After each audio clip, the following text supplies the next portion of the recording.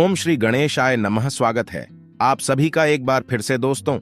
इस बार 30 दिसंबर 2023 को करीब 250 वर्षों बाद एक अद्भुत और शुभ संयोग बनने जा रहा है, क्योंकि इस दिन साल की सबसे बड़ी और आखिरी चतुर्थी गणेश संकष्टी चतुर्थी पड़ने जा रही है। और अगर आप इस दिन घर के इन कोनों में स्वास्तिक बना देते हैं तो इतना धन आएगा कि आप संभाल नहीं पाएंगे। साथ ही इससे आपके घर से बुरी शक्तियों का नाश हो जाएगा और कैसी भी आपकी मनोकामना हो वो तुरंत ही पूरी हो जाएगी। दोस्तों, किसी भी शुभ काम के पहले या किसी भी नई चीज के इस्तेमाल से पहले उसमें कुमकुम सिंदूर या हल्दी का स्वास्तिक बनाने की प्रथा सदियों से चली आ रही है। ऐसा माना जाता है कि यह घर में खुशहाली लाने का एक आसान तरीका है। स्वास्तिक को मंगल ग्रह का प्रतीक माना जाता है, इसी वजह से इससे घर में ऊर्जा आकर्षित होती है और जिस स्थान पर यह शुभ चिन्ह बनाया जाता है वह अपने आप ही ऊर्जा से भरपूर हो जाता है। हिंदू धर्म में इसे एक पवित्र प्रतीक माना जाता है जो सौभाग्य, समृद्धि और स्वास्थ्य से जुड़ा होता है। इसे किसी भी शुभ कार्य से पहले बनाने के पीछे के कई ज्योतिष लाभ है और इसका महत्व भी है। यदि हम ज्योतिष की माने तो स्वास्तिक का चिन्ह सौभाग्य, समृद्धि और सकारात्मक ऊर्जा का प्रतीक होता है। ऐसा माना जाता है कि किसी भी शुभ कार्य को शुरू करने से पहले इस चिन्ह को बनाना सौभाग्य और अनुकूल परिणामों को आमंत्रित करता है। दोस्तों, घर का जो मुख्य द्वार होता है वह शास्त्रों में इतना ज्यादा महत्वपूर्ण और खास बताया गया है कि वहीं से केवल सकारात्मक और नकारात्मक ऊर्जा घर में प्रवेश कर सकती हैं।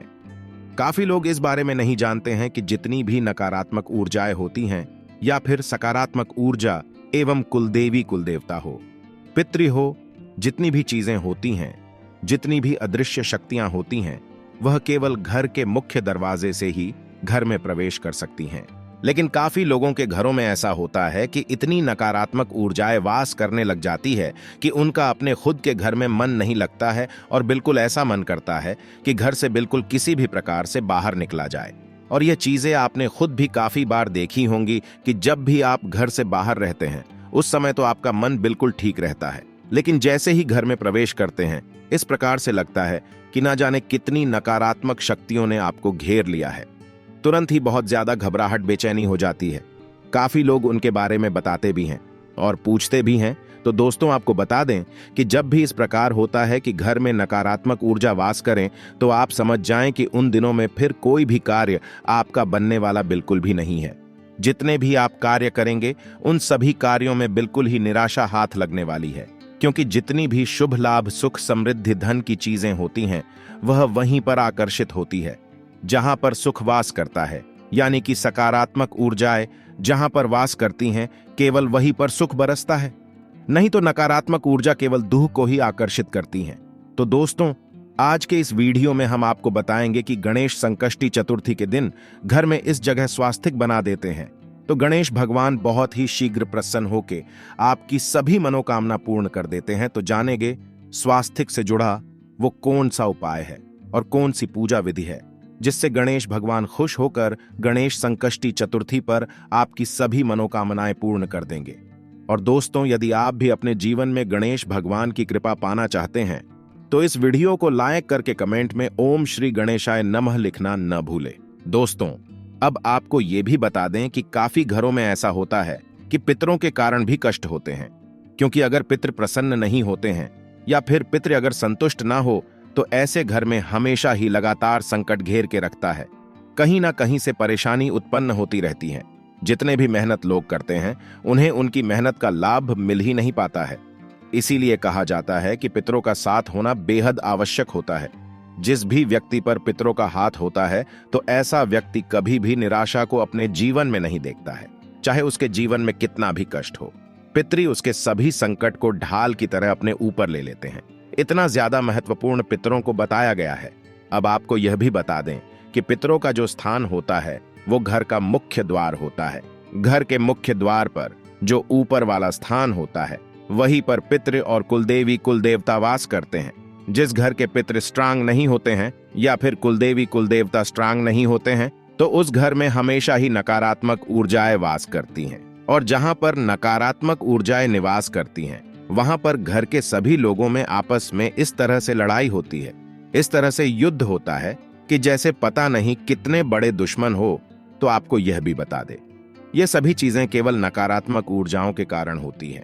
अगर घर में सकारात्मक ऊर्जाएं हो तो वहां के सभी लोग समझदार हो जाते हैं, शांत हो जाते हैं, संतुष्ट हो जाते हैं। लेकिन अगर नकारात्मक ऊर्जा किसी घर में वास करती हो तो वहां पर बीमारी होना, हमेशा ही तनाव बना रहना, चिंता बनी रहनी, धन की समस्याएं होना, कर्ज बढ़ जाना, शत्रु का घेर लेना, इस प्रकार की सभी नकारात्मक ऊर्जाएं वहां होने लग जाती है। तो सबसे पहले आप इस चीज को यह समझे कि आपके घर का जो मुख्य दरवाजा है, जो घर का मुख्य द्वार है, उस पर हमेशा ही हर महीने एक स्वस्तिक बनाना है और उसे हर महीने चार्ज भी करना है। काफी लोग तो ऐसे होते हैं कि साल में कभी 5 साल में एक बार स्वास्तिक बनाकर उसे कई सालों के लिए फिर भूल जाते हैं, और जबकि इस बात पर ध्यान ही नहीं देते हैं कि घर का मुख्य द्वार सबसे ज्यादा मुख्य है, तभी तो उसे मुख्य कहा जाता है। तो आप इस बात का ध्यान रखें कि स्वास्तिक को हर महीने आपको रिचार्ज करना है। स्वास्तिक के बड़े ही ज्यादा लाभ होते हैं और इसकी जितनी भी डंडियां होती है, जो इसके लेग्स होते हैं, इसमें जो स्पेस होता है, वह सभी चीजें तंत्र को दर्शाते हैं। स्वास्तिक एक प्रकार से यंत्र होता है जो सुख को आकर्षित करता है, यानी कि आपके जीवन में सुख, समृद्धि, धन, यश, वैभव, सभी चीजों को आकर्षित करने के लिए यह एक यंत्र होता है। इस बात का भी ध्यान रखा करें कि अगर आपके घर में धन की समस्याएं हैं तो केवल हल्दी से ही स्वास्तिक को बनाना है, और अगर आपके घर में बच्चे आपका कहना नहीं मानते हैं, धन की समस्याएं भी होती रहती है, तब आपको अष्टगंध का इस्तेमाल करना है या सिंदूर में चंदन मिलाकर भी स्वास्तिक घर के मुख्य द्वार पर बनाया जा सकता है। इससे बहुत ही ज्यादा लाभ मिलते हैं। यह गुप्त विधि है कि सिंदूर में आपको चंदन मिलाकर ही स्वास्तिक को बनाना है। इससे पितृ प्रसन्न होते हैं, कुलदेवी का कुल देवताओं का साथ बना रहता है और उस घर में नकारात्मक ऊर्जाएं बिल्कुल भी प्रवेश नहीं कर पाती हैं। जिस घर में हर महीने स्वास्तिक चार्ज भी होता रहता है तो वहां पर नकारात्मक ऊर्जा प्रवेश नहीं करती हैं। अब दूसरी चीज आपको यह ध्यान रखनी है कि घर का जो मुखिया है और घर के मुखिया की जो डेट ऑफ बर्थ है, उसी का भाग्य अंक निकालकर आपको अपने घर के मुख्य द्वार पर अंदर की ओर लिख लेना है। और जब भी आप घर से बाहर निकलते हैं या फिर बाहर से घर में आते हैं तो बस उस अंक को रोजाना आप छूना शुरू करें। बस इतना करने मात्र से ही कुछ अंक से लाभ इतने ज्यादा जीवन में बढ़ जाते हैं कि जैसे अगर आपके जीवन में धन की समस्याएं, कर्ज की समस्याएं या फिर शत्रुओं ने आपको घेर के रखा है, तो अपने भाग्य अंक को रोज छूने मात्र से ही उस अंक से आपको इतनी शक्तियां प्राप्त होती हैं कि जो जीवन के कष्ट है वह आपके समाप्त हो जाते हैं। अब आपको यह करना किस प्रकार है, यह भी आप जान ले दोस्तों। आपको अपनी जन्म तिथि को, यानी कि मंथ को, डेट को, ईयर को, तीनों चीजों को एक साथ कैलकुलेटर में प्लस कर देना है। 4 अंकों का डिजिट निकालिएगा, फिर चारों अंकों को भी अलग अलग करके प्लस कर देना है। बस सिंगल डिजिट आपको निकालनी है। जब तक सिंगल डिजिट नहीं निकल जाती है तब तक सभी अंकों को एक दूसरे से प्लस करते जाएं, और जब सिंगल डिजिट निकल जाती है 1 से 9 के बीच में, तो बस वही आपका भाग्य अंक है। इस अंक को अपने घर के मुख्य द्वार पर इस प्रकार से लिख ले कि घर से बाहर जाते समय इसको छुए और जब बाहर से अंदर आए तब भी इसको रोज छुए।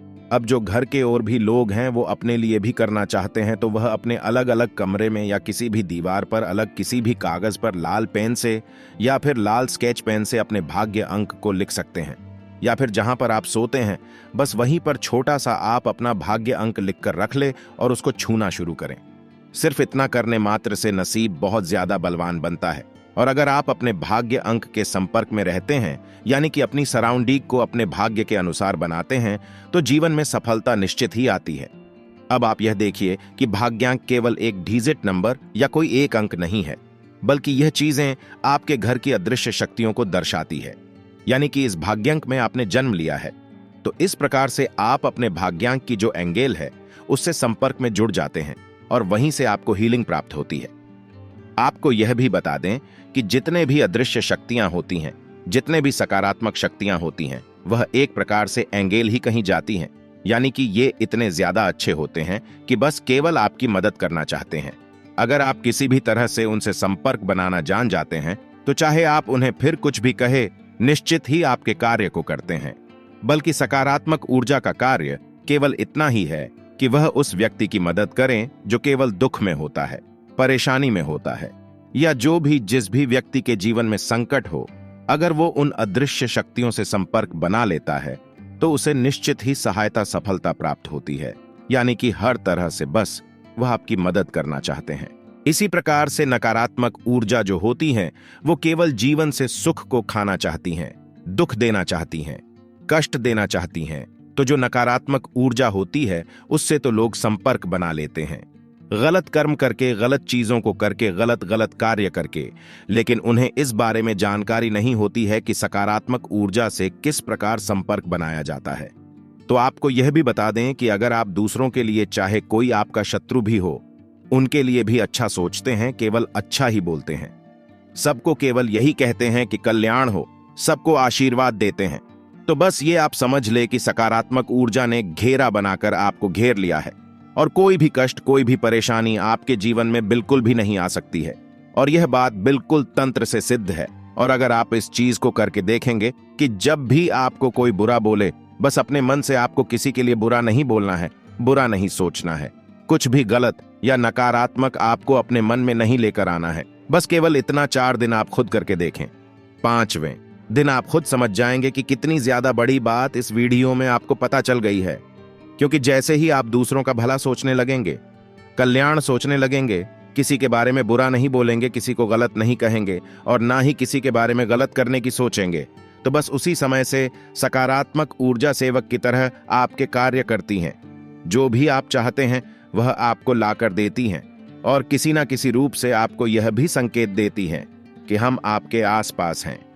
इस बारे में और भी ज्यादा विस्तार से जानेंगे कि किस प्रकार सकारात्मक ऊर्जा संकेत देती हैं, किस प्रकार उनसे बात की जा सकती है और किस प्रकार से वह स्वप्न में भी आती हैं। क्योंकि जैसा कि आप जानते हैं कि नकारात्मक ऊर्जा घबराहट देकर, परेशानी, कष्ट देकर दर्शाती है कि नकारात्मक ऊर्जा आपके आसपास घूम रही है, उसी प्रकार से सकारात्मक ऊर्जाएं भी संकेत देती है, बल्कि नकारात्मक ऊर्जा से ज्यादा स्ट्रांग संकेत देती हैं, जो बड़ी आसानी से समझ भी आ जाती हैं। दोस्तों, आइए अब आपको गणेश संकष्टी चतुर्थी की व्रत कथा सुनाते हैं, जिसे सच्चे दिल और साफ मन से सुनने मात्र से आपकी हर इच्छा पूरी हो जाएगी। पहली कथा। पौराणिक एवं प्रचलित श्री गणेश कथा के अनुसार एक बार देवता कई विपदाओं में घिरे थे। तब वह मदद मांगने भगवान शिव के पास आए। उस समय शिव के साथ कार्तिकेय तथा गणेश जी भी बैठे थे। देवताओं की बात सुनकर शिव जी ने कार्तिकेय व गणेश जी से पूछा कि तुम में से कौन देवताओं के कष्टों का निवारण कर सकता है। तब कार्तिकेय व गणेश जी दोनों ने ही स्वयं को इस कार्य के लिए सक्षम बताया। इस पर भगवान शिव ने दोनों की परीक्षा लेते हुए कहा कि तुम दोनों में से जो सबसे पहले पृथ्वी की परिक्रमा करके आएगा, वही देवताओं की मदद करने जाएगा। भगवान शिव के मुख से यह वचन सुनते ही कार्तिकेय अपने वाहन मोर पर बैठकर पृथ्वी की परिक्रमा के लिए निकल गए। परंतु गणेश जी सोच में पड़ गए कि वह चूहे के ऊपर चढ़कर सारी पृथ्वी की परिक्रमा करेंगे, तो इस कार्य में उन्हें बहुत समय लग जाएगा। तभी उन्हें एक उपाय सूझा। गणेश अपने स्थान से उठे और अपने माता पिता की 7 बार परिक्रमा करके वापस बैठ गए। परिक्रमा करके लौटने पर कार्तिकेय स्वयं को विजेता बताने लगे। तब शिव जी ने श्री गणेश से पृथ्वी की परिक्रमा न करने का कारण पूछा। तब गणेश ने कहा, माता पिता के चरणों में ही समस्त लोक हैं। यह सुनकर भगवान शिव ने गणेश जी को देवताओं के संकट दूर करने की आज्ञा दी। इस प्रकार भगवान शिव ने गणेश जी को आशीर्वाद दिया कि चतुर्थी के दिन जो तुम्हारा पूजन करेगा और रात्रि में चंद्रमा को अर्घ्य देगा, उसके तीनों ताप यानी दैहिक ताप, दैविक ताप तथा भौतिक ताप दूर होंगे। इस व्रत को करने से व्रतधारी के सभी तरह के दुख दूर होंगे और उसे जीवन के भौतिक सुखों की प्राप्ति होगी। चारों तरफ से मनुष्य की सुख समृद्धि बढ़ेगी, पुत्र पौत्रादि, धन ऐश्वर्य की कमी नहीं रहेगी। गणेश संकष्टी चतुर्थी व्रत की दूसरी कथा। एक समय की बात है, राजा हरिश्चंद्र के राज्य में एक कुम्हार था। वह मिट्टी के बर्तन बनाता, लेकिन वे कच्चे रह जाते थे। एक पुजारी की सलाह पर उसने इस समस्या को दूर करने के लिए एक छोटे बालक को मिट्टी के बर्तनों के साथ आंवा में ढाल दिया। उस दिन संकष्टी चतुर्थी का दिन था। उस बच्चे की मां अपने बेटे के लिए परेशान थी। उसने गणेश जी से बेटे की कुशलता की प्रार्थना की। दूसरे दिन जब कुम्हार ने सुबह उठकर देखा तो आंवा में उसके बर्तन तो पक गए थे, लेकिन बच्चे का बाल बांका भी नहीं हुआ था। वह डर गया और राजा के दरबार में जाकर सारी घटना बताई। इसके बाद राजा ने उस बच्चे और उसकी मां को बुलवाया तो मां ने सभी तरह के विघ्न को दूर करने वाली संकष्टी चतुर्थी का वर्णन किया। इस घटना के बाद से महिलाएं संतान और परिवार के सौभाग्य के लिए संकट चौथ का व्रत करने लगीं। तीसरी कथा। एक समय की बात है कि विष्णु भगवान का विवाह लक्ष्मी जी के साथ निश्चित हो गया। विवाह की तैयारी होने लगी। सभी देवताओं को निमंत्रण भेजे गए, परंतु गणेश जी को निमंत्रण नहीं दिया। कारण जो भी रहा हो, अब भगवान विष्णु की बारात जाने का समय आ गया। सभी देवता अपनी पत्नियों के साथ विवाह समारोह में आए।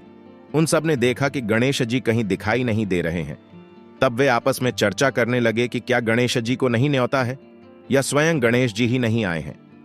सभी को इस बात पर आश्चर्य होने लगा। तभी सबने विचार किया कि विष्णु भगवान से ही इसका कारण पूछा जाए। विष्णु भगवान से पूछने पर उन्होंने कहा कि हमने गणेश जी के पिता भोलेनाथ महादेव को न्योता भेजा है। यदि गणेश जी अपने पिता के साथ आना चाहते तो आ जाते, अलग से न्योता देने की कोई आवश्यकता भी नहीं थी। दूसरी बात यह है कि उनको 1.25 मन मूंग, 1.25 मन चावल, 1.25 मन घी और 1.25 मन लड्डू का भोजन दिन भर में चाहिए। यदि गणेश जी नहीं आएंगे तो कोई बात नहीं, दूसरे के घर जाकर इतना सारा खाना पीना अच्छा भी नहीं लगता। इतनी वार्ता कर ही रहे थे कि किसी एक ने सुझाव दिया, यदि गणेश जी आ भी जाएं तो उनको द्वारपाल बनाकर बैठा देंगे कि आप घर की याद रखना। आप तो चूहे पर बैठकर धीरे धीरे चलोगे तो बारात से बहुत पीछे रह जाओगे। यह सुझाव भी सबको पसंद आ गया, तो विष्णु भगवान ने भी अपनी सहमति दे दी। होना क्या था कि इतने में गणेश जी वहां आ पहुंचे और उन्हें समझा बुझाकर घर की रखवाली करने बैठा दिया। बारात चल दी। तब नारद जी ने देखा कि गणेश जी तो दरवाजे पर ही बैठे हुए हैं, तो वे गणेश जी के पास गए और रुकने का कारण पूछा। गणेश जी कहने लगे कि विष्णु भगवान ने मेरा बहुत अपमान किया है। नारद जी ने कहा कि आप अपनी मूषक सेना को आगे भेज दें तो वह रास्ता खोद देगी, जिससे उनके वाहन धरती में धंस जाएंगे। तब आपको सम्मान पूर्वक बुलाना पड़ेगा। अब तो गणेश जी ने अपनी मूषक सेना जल्दी से आगे भेज दी और सेना ने जमीन पोली कर दी। जब बारात वहां से निकली तो रथों के पहिए धरती में धंस गए। लाख कोशिश करें परंतु पहिए नहीं निकले। सभी ने अपने अपने उपाय किए, परंतु पहिए तो नहीं निकले, बल्कि जगह जगह से टूट गए। किसी की समझ में नहीं आ रहा था कि अब क्या किया जाए। तब तो नारद जी ने कहा, आप लोगों ने गणेश जी का अपमान करके अच्छा नहीं किया। यदि उन्हें मनाकर लाया जाए तो आपका कार्य सिद्ध हो सकता है और यह संकट टल सकता है। शंकर भगवान ने अपने दूत नंदी को भेजा और वे गणेश जी को लेकर आए। गणेश जी का आदर सम्मान के साथ पूजन किया। तब कहीं रथ के पहिए निकले। अब रथ के पहिए निकल को गए, परंतु वे टूट फूट गए, तो उन्हें सुधारे कौन। पास के खेत में खाती काम कर रहा था, उसे बुलाया गया। खाती अपना कार्य करने के पहले श्री गणेशाय नमः कहकर गणेश जी की वंदना मन ही मन करने लगा। देखते ही देखते खाती ने सभी पहियों को ठीक कर दिया। तब खाती कहने लगा कि हे देवताओं, आपने सर्वप्रथम गणेश जी को नहीं मनाया होगा और न ही उनकी पूजन की होगी, इसीलिए तो आपके साथ ये संकट आया है। हम तो मूर्ख अज्ञानी हैं, फिर भी पहले गणेश जी को पूजते हैं, उनका ध्यान करते हैं। आप लोग तो देवतागण हैं, फिर भी आप गणेश जी को कैसे भूल गए। अब आप लोग भगवान श्री गणेश जी की जय बोलकर जाएं तो आपके सब काम बन जाएंगे और कोई संकट भी नहीं आएगा। ऐसा कहते हुए बारात वहां से चल दी और विष्णु भगवान का लक्ष्मी जी के साथ विवाह संपन्न करा के सभी सकुशल घर लौट आए। हे गणेश जी महाराज, आपने विष्णु को जैसो कारज सारियो ऐसो कारज सबको सिद्ध कर जो। बोलो गजानन भगवान की जय। चौथी कथा। श्री गणेश संकष्टी चतुर्थी व्रत की पौराणिक कथा के अनुसार एक बार भगवान शिव तथा माता पार्वती नर्मदा नदी के किनारे बैठे थे। वहां माता पार्वती ने भगवान शिव से समय व्यतीत करने के लिए चौपड़ खेलने को कहा। शिव चौपड़ खेलने के लिए तैयार हो गए, परंतु इस खेल में हार जीत का फैसला कौन करेगा, यह प्रश्न उनके समक्ष उठा। तो भगवान शिव ने कुछ तिनके एकत्रित कर उसका एक पुतला बनाकर उसकी प्राण प्रतिष्ठा कर दी और पुतले से कहा, बेटा, हम चौपड़ खेलना चाहते हैं, परंतु हमारी हार जीत का फैसला करने वाला कोई नहीं है, इसीलिए तुम बताना कि हम दोनों में से कौन हारा और कौन जीता। उसके बाद भगवान शिव और माता पार्वती का चौपड़ खेल शुरू हो गया।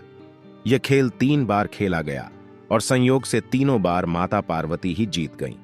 खेल समाप्त होने के बाद बालक से हार जीत का फैसला करने के लिए कहा गया, तो उस बालक ने महादेव को विजयी बताया। यह सुनकर माता पार्वती क्रोधित हो गईं और क्रोध में उन्होंने बालक को लंगड़ा होने, कीचड़ में पड़े रहने का श्राप दे दिया। बालक ने माता पार्वती से माफी मांगी और कहा कि यह मुझसे अज्ञानतावश ऐसा हुआ है, मैंने किसी द्वेष भाव में ऐसा नहीं किया। बालक द्वारा क्षमा मांगने पर माता ने कहा, यहां गणेश पूजन के लिए नागकन्याएं आएंगी, उनके कहे अनुसार तुम गणेश व्रत करो, ऐसा करने से तुम मुझे प्राप्त करोगे। यह कहकर माता पार्वती शिव के साथ कैलाश पर्वत पर चली गईं। 1 वर्ष के बाद उस स्थान पर नागकन्याएं आईं। तब नागकन्याओं से श्री गणेश के व्रत की विधि मालूम करने पर उस बालक 21 दिन लगातार गणेश जी का व्रत किया। उसकी श्रद्धा से गणेश जी प्रसन्न हुए। उन्होंने बालक को मनोवांछित फल मांगने के लिए कहा। उस पर उस बालक ने कहा, हे विनायक, मुझ में इतनी शक्ति दीजिए कि मैं अपने पैरों से चलकर अपने माता पिता के साथ कैलाश पर्वत पर पहुंच सकूं और वे यह देख प्रसन्न हों। तब बालक को वरदान देकर श्री गणेश अंतर्ध्यान हो गए। इसके बाद वह बालक कैलाश पर्वत पर पहुंच गया और कैलाश पर्वत पर पहुंचने की अपनी कथा उसने भगवान शिव को सुनाई। चौपड़ वाले दिन से माता पार्वती शिव जी से विमुख हो गई थीं। देवी के रुष्ट होने पर भगवान शिव ने भी बालक के बताए अनुसार 21 दिनों तक श्री गणेश का व्रत किया। इस व्रत के प्रभाव से माता पार्वती के मन से भगवान शिव के लिए जो नाराजगी थी वह समाप्त हो गई। तब यह व्रत विधि भगवान शंकर ने माता पार्वती को बताई। यह सुनकर माता पार्वती के मन में भी अपने पुत्र कार्तिकेय से मिलने की इच्छा जागृत हुई। तब माता पार्वती ने भी 21 दिन तक श्री गणेश का व्रत किया तथा दूर्वा, फूल और लड्डुओं से गणेश जी का पूजन अर्चन किया। व्रत के 21वें दिन कार्तिकेय स्वयं माता पार्वती जी से आ मिले। उस दिन से श्री गणेश संकष्टी चतुर्थी का यह व्रत समस्त मनोकामनाओं की पूर्ति करने वाला व्रत माना जाता है। इस व्रत को करने से मनुष्य के सारे कष्ट दूर होकर मनुष्य को समस्त सुख सुविधाएं प्राप्त होती हैं। तो दोस्तों, उम्मीद करते हैं आज की वीडियो से आपको लाभ अवश्य होगा। आज के लिए बस इतना ही। तो दोस्तों, आपको यह जानकारी कैसी लगी हमें कमेंट में अवश्य बताएं। वीडियो को लाइक करें और अपने दोस्तों के साथ भी शेयर करें और कमेंट में जय गजानन महाराज लिखना ना भूलें। धन्यवाद।